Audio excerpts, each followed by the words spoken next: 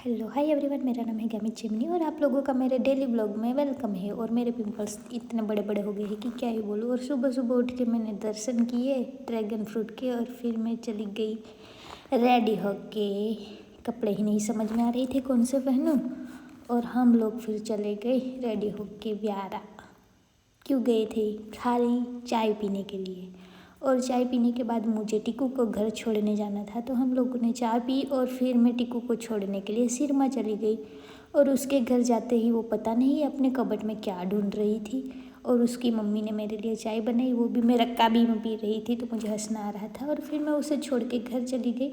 और घर जाने के बाद ये दोनों पागलों के साथ मैं खेत गई थी, क्योंकि उन लोगों को पापड़ी सेक के खाना था। तो हम लोग खेत में चले गए थे और ये दोनों पापड़ी ढूंढ रहे थे। तब तक मैं अपने खेत में क्या क्या रोपा हुआ है वो देख रही थी।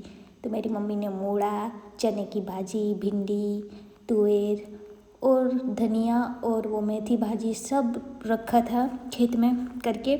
और फिर मैं आते ही, मुझे चोली ऐसे ही कच्ची खानी पसंद होती है, तो मैंने खा ली। और ये कच्चा घर जो दिख रहा था ये मेरा था और पक्का घर मेरे भाई का था। और फिर हमने पापड़ी को सेकने के लिए ये आग जलाई है, लेकिन पापड़ी थोड़ी कच्ची सी रह गई थी, इतने में नहीं हुआ था। और फिर खाने के बाद मेरे हाथ तो क्या, मेरा मुंह भी काला हो गया था।